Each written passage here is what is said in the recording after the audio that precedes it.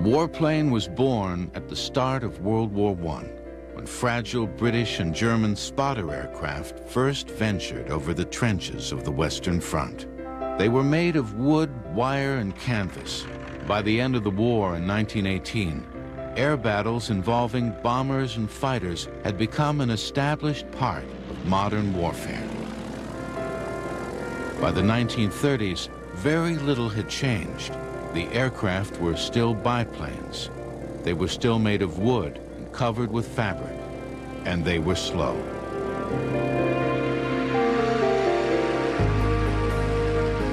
Then, in 1931, a British seaplane reached the astonishing speed of 407 miles per hour, more than twice as fast as the biplanes then in service with most air forces. The S-6B was a streamlined metal monoplane, far ahead of its time. It was the latest in a series of racing planes created by the Supermarine Aircraft Company. Its chief designer, Reginald Mitchell, was a brilliant engineer who understood that the day of the traditional biplane was over. In 1930, the British government officially requested that its aircraft industry submit designs for a new fighter. Mitchell produced an aircraft which stuck closely to the government's request, but was little better than the biplanes it was meant to replace. Mitchell went back to the drawing board.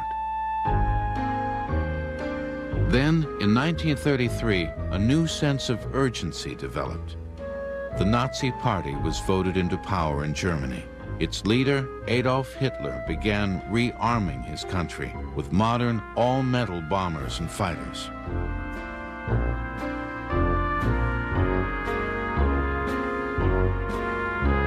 Mitchell was diagnosed with cancer and underwent a major operation. While convalescing in Europe, he talked with German pilots who were enthusiastic about the new aircraft designs and itching for combat. He returned home to England convinced that war was coming. He was determined to match the best that Germany could produce. Meanwhile, Britain's Rolls-Royce company was privately developing a new aircraft engine. It was powerful and more sophisticated than anything before it. It was christened the Merlin. Mitchell realized that this engine could give him the extra power he needed to create a high-speed fighter. In 1933, he began rough sketches for a new design based on his own ideas, not official specifications. It had a streamlined fuselage, enclosed cockpit, and thin-section wings, which contained folding wheels and 8 machine guns. Mitchell's health was failing rapidly, and he was in constant pain. But by January 1935, work started on the prototype.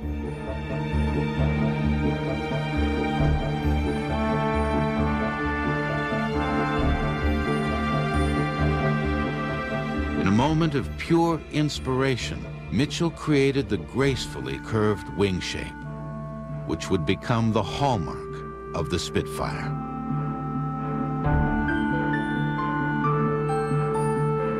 Where biplanes had used a web of wires to brace their wooden frame, Mitchell's machine used a stressed metal skin, riveted to metal forms. The wings were built around a laminated spar, and its many layers combined great strength with flexibility. It was a complex and brilliant design, but it would be a nightmare to mass produce. I think sometimes men with bright minds have flares of genius. Now, I think this was a flare.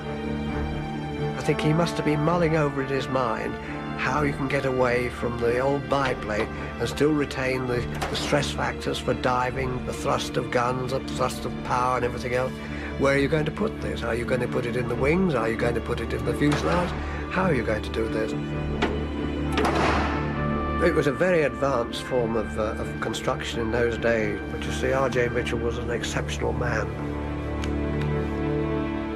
I can't think of anyone else that approached him. By the spring of 1936, the prototype airframe and the new Rolls-Royce Merlin engine were ready. the two were combined. And on March 6th, the very first Spitfire, number K5054, took off. It was a strikingly beautiful and revolutionary machine, which looked more like a racer than a fighter. After its initial flights, the prototype was flown by Supermarine test pilot Jeffrey Quill. The cockpit was narrow, but not cramped. The instrument panel was tidy, symmetric, and logically laid out. At once, I felt good in that cockpit.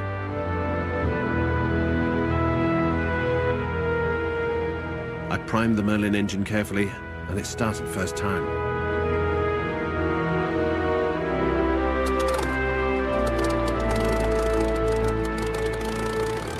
I did my cockpit checks.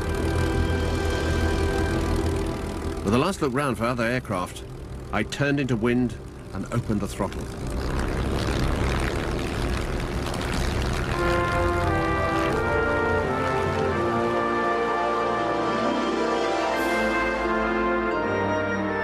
Soon we were airborne and climbing away. Once fully airborne, the aircraft began to slip along as if on skates, with an immediate impression of effortless performance. Here, I thought to myself, is a real lady.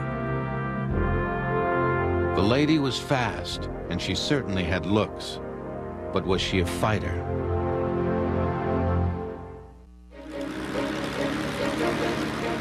The revolutionary Spitfire was not the only contestant in the race to build a new RAF fighter. The Hawker Hurricane was a much less advanced design than the Spitfire, with a thick section wing and a wire-braced fuselage with a fabric covering. But it was easier to build. It was also several months ahead in development. With a top speed of about 330 miles per hour, it was almost as fast as the Spitfire. Spitfire designer Reginald Mitchell knew that he could and must do better, but his health was failing, and his fighter had not yet been accepted by the Royal Air Force. He drove himself even harder.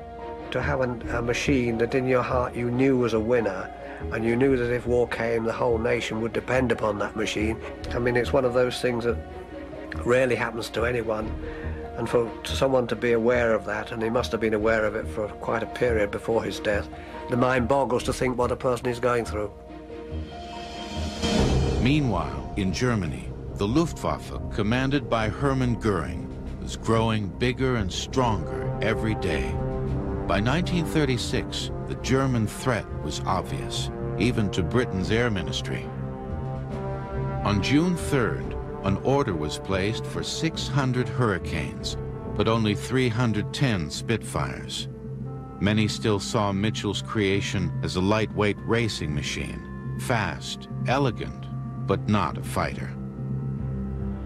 As exhaustive testing continued, Mitchell finally lost his long fight against cancer.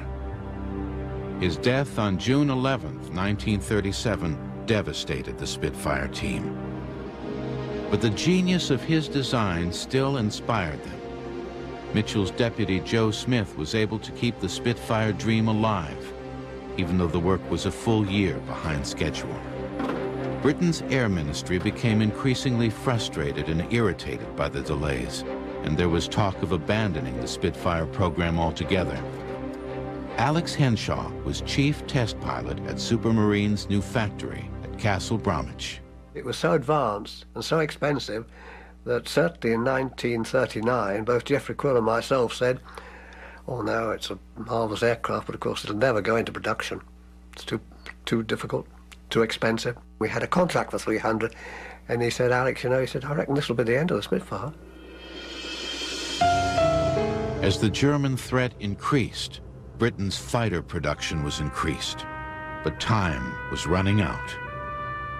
And of course, the dreadful thing to people like myself was the knowledge that I had and a lot of other people had that had travelled Germany, that they're a very, very efficient fighting machine, and that we were twiddling our thumbs, wasting time. And by God, did we waste those months. In 1938, Britain and France had come very close to war with Germany over German demands on Czechoslovakia. But in the case of Britain, defence was really in an appalling state. Although aircraft production was being stepped up, it was still a trickle. Without this invaluable year, the RAF would probably have gone to war with biplanes. On August 4th, 1938, the first operational Spitfire was finally delivered to an RAF station. 19 Squadron north of London became the first fighter unit to exchange its biplanes for the new Spitfires. But the arms race was now on. Germany's Luftwaffe was already re-equipping with its answer to the Spitfire, the Messerschmitt Me-109. In 1939, Alex Henshaw was invited to Germany to see the new fighters. The Germans were very conscious of their military power, and I think also very conscious that we're not a very competent lot anyway. In fact, when Major Sideman showed me the 109s, I said, well, we have the Spitfire. Oh, yes, he said, very pretty little toy, but the 109 is a fighting machine.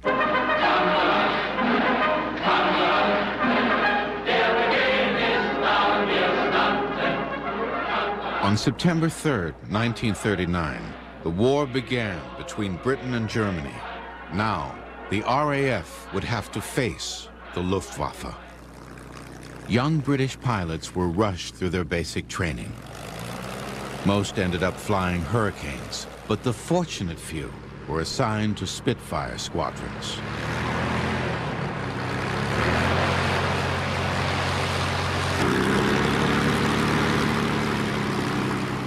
One day, a Spitfire landed on the airfield, taxied over to our hangar. We all rushed over to this thing, walked around it, stroked it, sat in it. I know I fell a bit in love with this airplane. It was beautiful. Like if you see a ship that looks as if it should sail, the Spitfire looked as if it should fly. The Spitfire as an aircraft was a thoroughbred. I think that with any airplane, if it looks right, it will fly right. And let's face it, Spitfire is the most beautiful airplanes ever been made.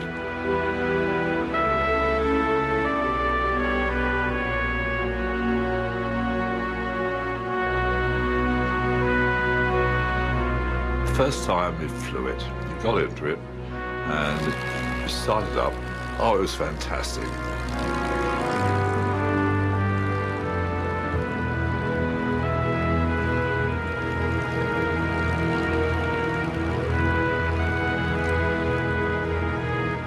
You were so excited and so young, which was probably very relevant, that it was just a thrilling experience with lots of frights. You scared yourself many, many times because it reacted so differently from the old biplanes. You didn't get into the aircraft and strap yourself in. You strapped the aircraft to you. You became part of it. My shoulders touched both sides of the cockpit, and my head was about a quarter-inch from the roof at the top. So you were part of the aeroplane. That was the beauty of the thing. I think if Mitchell hadn't designed the Spitfire, we'd been very pushed. He was a brilliant man. Who could visualize something as beautifully shaped as this? It didn't look as if it was meant to be a fighting machine, did it? It just looked as if it was a beautiful thing to fly, which it was. And yet it could be a lethal weapon. Mitchell's pretty little toy was about to teach the German pilots a new game.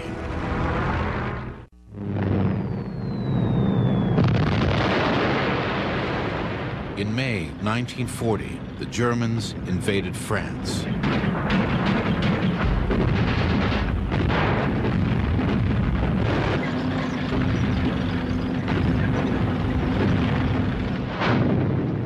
Within a month, France had fallen. Britain now stood alone.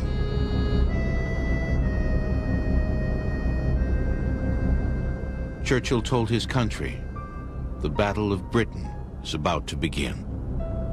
By July 1940, Britain's position seemed really bleak. It had always been assumed that German bombers would have to fly all the way from their bases in Germany to Britain, and the distance was too great for fighters to accompany them. Now some bombers were based scarcely more than 20 miles from the shores of Great Britain, and fighters could accompany them all the way to their targets.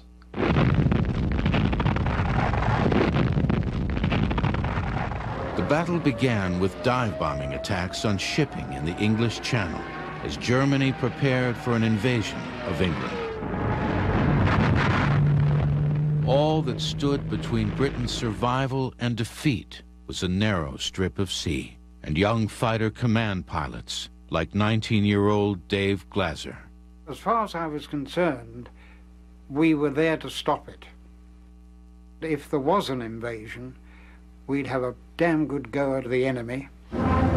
Soon, Britain's chain of coastal radar stations came under attack. Then, the fighter airfields. Without proper training, pilots like Bam Bamberger relied on their aircraft and on their courage. I think really survival at that stage depended more on luck than anything else. Bob Doe needed all the luck he could get. No one told us anything before we went into action. In fact, I'd only ever fired my guns once. We were given, I think, 20 rounds per gun. We were told to go and shoot them to the North Sea. Well, you can't miss the North Sea, really. We got our Spitfires in March, and we flew them every day until we shoved into the Battle of Britain.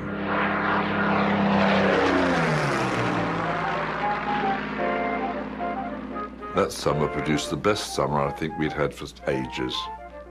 During that short period, I only remember one day when we couldn't fly.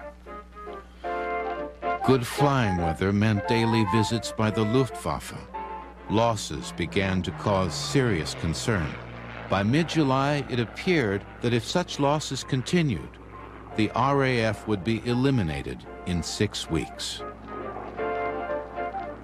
As the pilots waited to take off, they knew how slim their chances of survival were. Waiting for the scramble was much worse, in my opinion, than flying in combat. I was very tense, probably apprehensive of what I was going to come up against. It was all an unknown quantity. Okay, you tried to read. Mostly, I think you tried to sleep or doze, but it was waiting. We used to play cards, or painting, drawing. A lot of them did sleeping. And then suddenly, the telephone would ring. And you'd be all alert. And it was someone saying the Naffy was coming around with tea.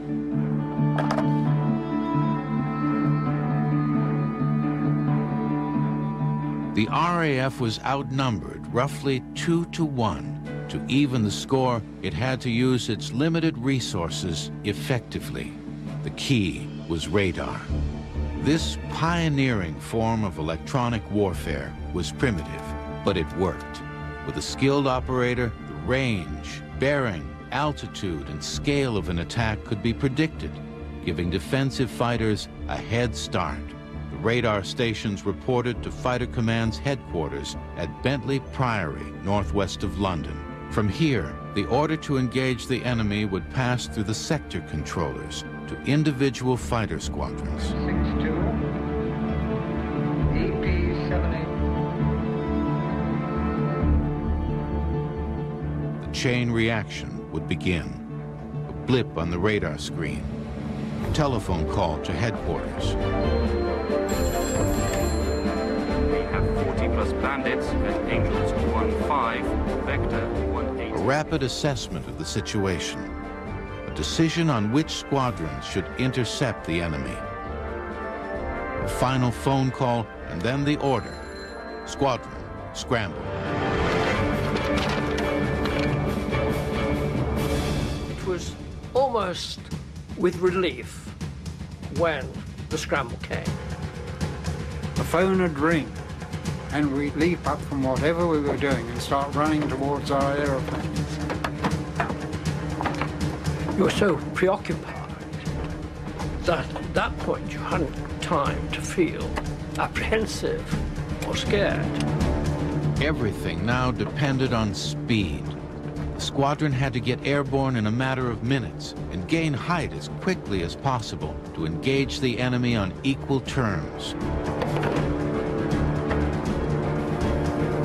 Every pilot's greatest fear was getting caught on the ground, a helpless victim of a surprise attack.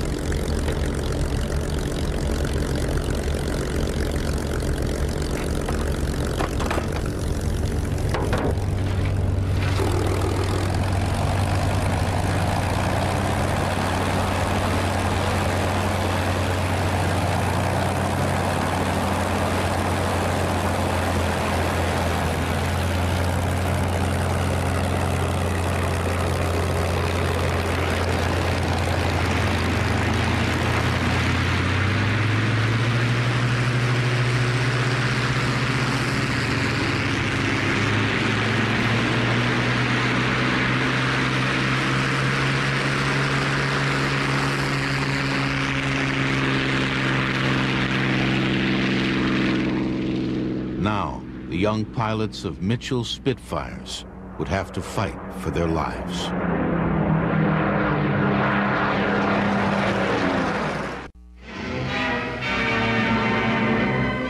Fighter pilot. The words convey something of the spirit that lies in our squadrons. Something young and vigorous, decisive, wanting action at once and finding its expression in the struggle going on daily over our southeastern shores.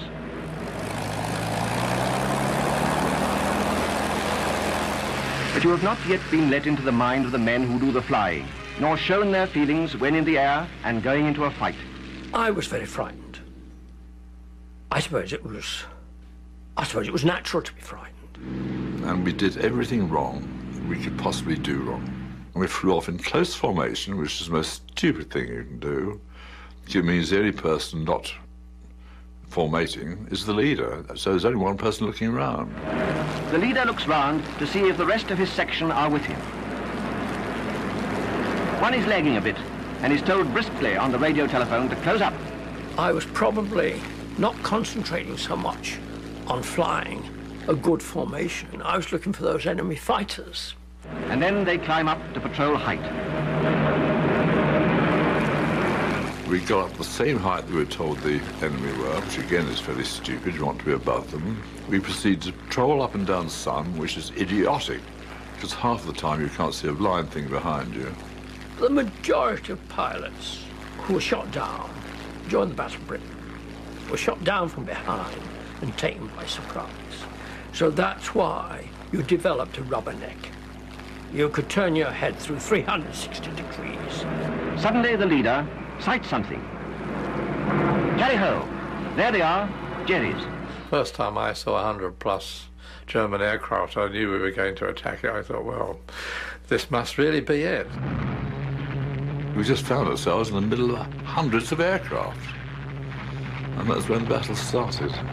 You had to keep a jolly good watch out for the right position to bring the boys round and then in.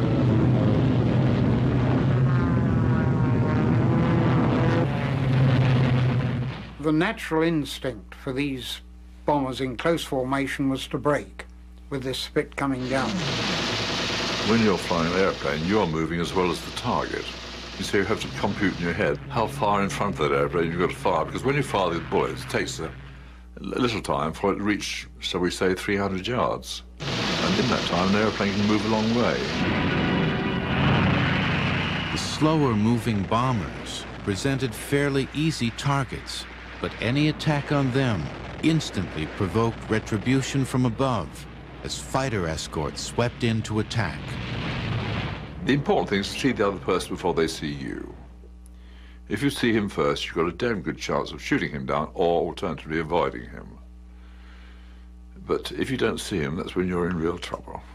And suddenly, these 109s flashed past with their yellow noses. They look killers, and they look professional, and I felt very much an amateur. I saw a tracer going past my aircraft, and someone in the squadron shouted, "Break," which I did. And suddenly, I found myself alone in the sky, and there was no one else there, not even any enemy aircraft. I found myself behind a 110, so I closed up on it and shot at it, and I was utterly astonished when this thing turned over and dived down into the sea.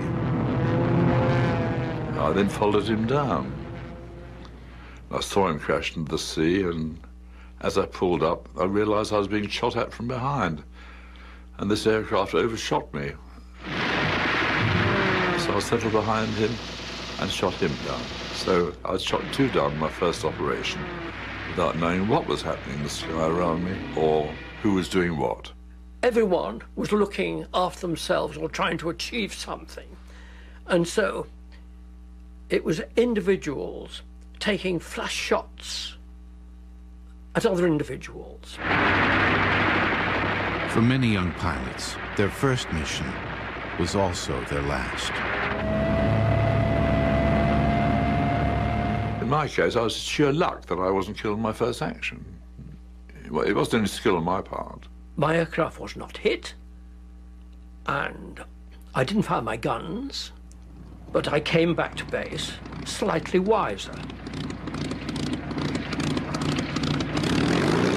Until you've learned, you haven't a hope of living, unless you're very, very lucky, as I was. Each aircraft had its own ground crew. The crew's job was to prepare it as quickly as possible for the next engagement. All 8 machine guns had to be checked and reloaded.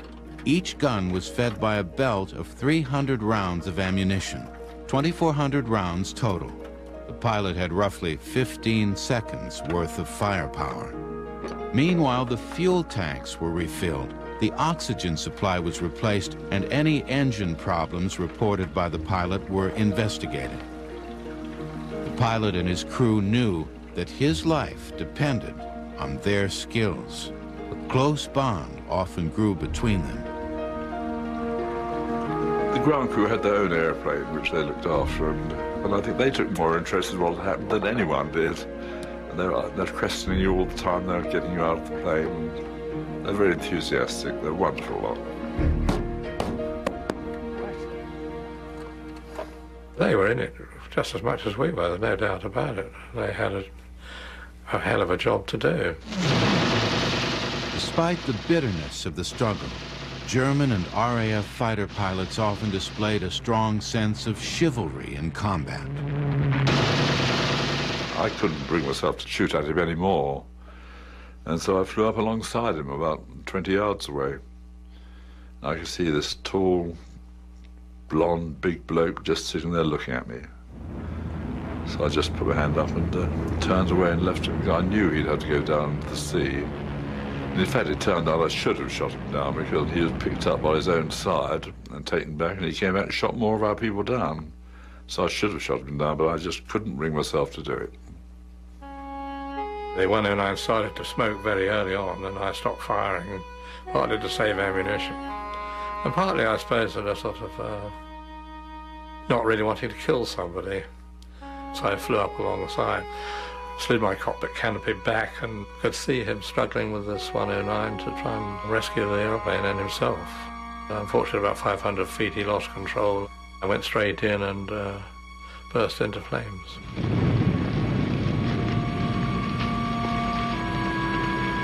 I never once considered I was shooting at a person. They were just aircraft I was shooting at. It never entered my head of a pilot being in it. Soon, wrecked aircraft littered the English countryside. This was an entirely new kind of warfare, fought in full view of the civilian population, but far above their heads. in the gardens and the harvest fields of southern England. The people gazed up at the drama unfolding above them. Already in the First World War, fighter pilots had become popular heroes. And now in 1940, the fighter pilots of Fighter Command, with their casual clothing and their devil-may-care attitude, became gladiators, acting out this drama in the skies over southeast England, with the population like an audience looking up at them.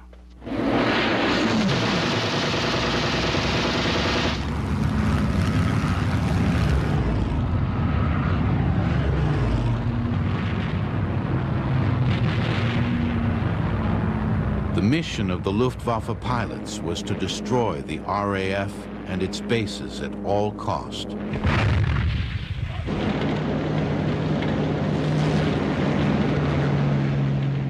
But on September 7th, 1940, there was a sudden and dramatic change of plan.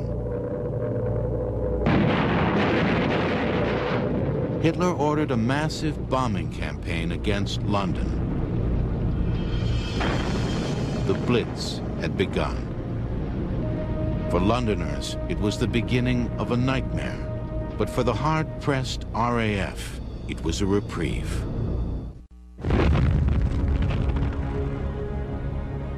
As the Luftwaffe switched to bombing London, the Battle of Britain entered a new and far more bitter phase. This was no longer a gladiatorial contest. This was the slaughter of innocent civilians. But while Londoners paid the price, the RAF got the breathing space it needed to rebuild its strength and avenge the victims. There's absolutely no doubt that the German change of emphasis from bombing radar stations and attacking the RAF to bombing London was a major mistake. Events later in the war were going to show that neither the German bombing of England nor the Allied bombing of Germany, which was much, much heavier, would actually break civilian morale. So by taking the pressure off the RAF, the Germans actually made the decisive mistake in the Battle of Britain. As British productivity improved, replacement Spitfires began coming off the production lines faster than the Germans could shoot them down. They left the factory as anonymous and identical machines. But once in the hands of a pilot, each one began to acquire an identity and a personality. You became acquainted with your own aircraft, and your own aircraft had a particular smell, a particular feel. From the time I've got my first airplane in the squadron, I always tried to fly D for dough. And whilst you can't fly it on every occasion, because it does have to be repaired or serviced on occasions, any other time, any other airplane never felt quite right. Whereas D for dough did, it was mine. My favourite aircraft had G on it. And if G wasn't serviceable, for some reason, I was very bad-tempered. The one when I bailed out and this thing went into the sea, I was flying another chap's aeroplane because mine was in for maintenance. And he was furious. Both the Spitfire and the Hurricane took a surprising amount of punishment, quite happily. I mean, on one occasion I had bullets straight through my main spar on a Spitfire. But it flew back quite happily, no problem. And I think almost every time I went into action, I got hit. I never knew where from. On one occasion I had 12 bullets in the thing. I was very lucky that none of them hit me, of course. It made you think, this is a dangerous business I'm in. Like most Spitfire pilots, Dennis Robinson was hit from behind by a German fighter he never even saw. And the only thing I could think to do, and I did it actually spontaneously, was just push the control column hard forward.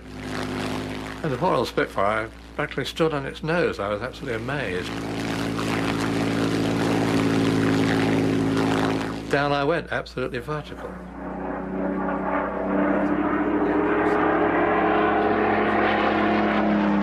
I managed to pull out in time in a steep climbing turn, hoping to see my adversary in full power. And in the middle of that, the engine stopped dead on me. Fortunately, there wasn't another aircraft in the sky. It often happens in battle, you know, that you suddenly find yourself all alone. I had a pretty good touchdown with the wheels up. And I was feeling pretty pleased with myself, and all of a sudden, the cockpit was filled with dust and dirt, and then I could feel the Spitfire lifting up again, and I thought I was crashing over on my back. I don't really know what happened, except the left wing was torn right off. As soon as the action stopped, of course, I immediately threw the canopy back and realized then that the Spitfire had finished up vertically in a ditch and I could easily jump clear. Even a Spitfire as badly damaged as this one could help keep others in the air. Reusable wings, engines, and tails were simply grafted onto new or repaired fuselages to produce more fighters. But while the aircraft could be patched up, exhausted pilots could not.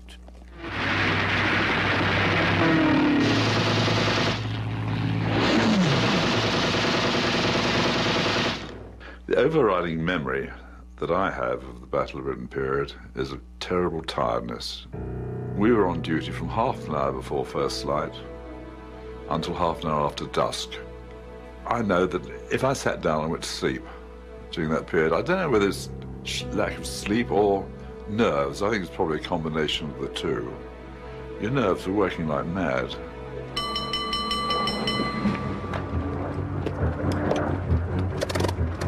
The most flights that I did involved in during the Battle of Britain was five scrambles in one day. And at the end of a day like that, you were both physically and mentally stressed out. You know, you'd had it.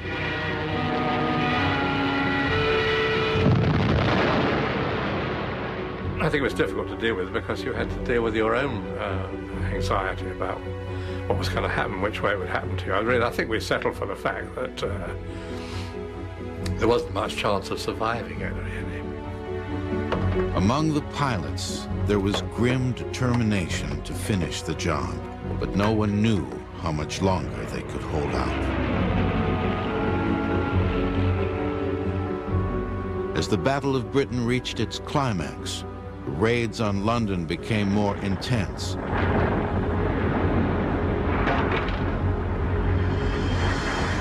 Large areas of the city were destroyed as huge fires raged out of control. The turning point came on September 15th, 1940, as the first reports began streaming in from the coastal radar stations. The empty map at Fighter Command Headquarters began filling with evidence that this day's raid would be the biggest yet.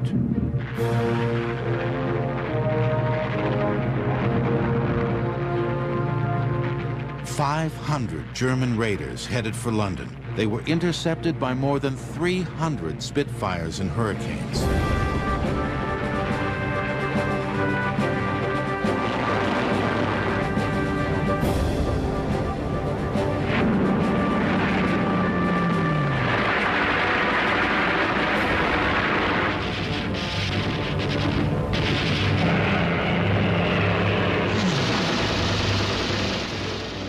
As Londoners watched, a spectacle unfolded over the city.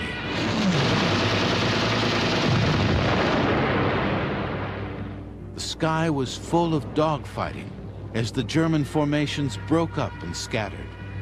At the end of the day, the RAF proudly claimed 185 kills. Later, revised down to 60. But it was enough. 2 days later, Hitler abandoned his invasion plans. The Battle of Britain was over. We did very well over the Battle of Britain, there's no doubting that at all. But God was on our side because, as was said at the Battle of Waterloo, it was a very, very close-run thing. The Germans hadn't won air superiority, and without it they had no chance of invading across the Channel. And they hadn't hurt Britain so badly that the British government or the British population wanted to sue for peace. Britain was still there, still in the war, an unsinkable aircraft carrier for Allied bombing attacks on Germany, and that springboard from which the Allies would eventually mount the invasion of Europe. It was all down to the Battle of Britain, and there was a great tribute to the fighter which had helped make it all possible. The German air ace Adolf Galland was asked by Goering what he really wanted to win the battle. He replied, Spitfires.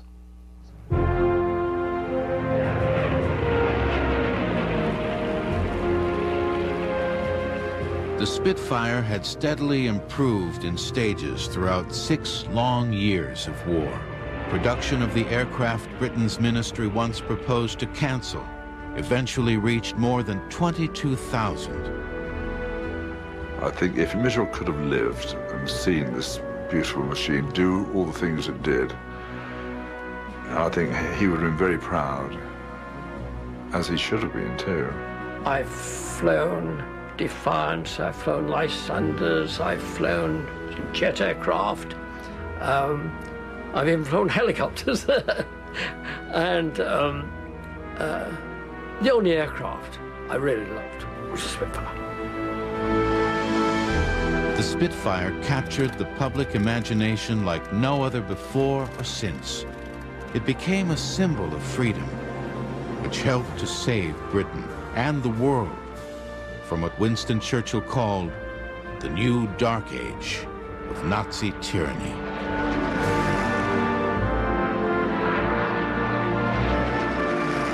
This was Churchill's final verdict on the young RAF airmen who fought the Battle of Britain. Never in the field of human conflict has so much been owed by so many to so few.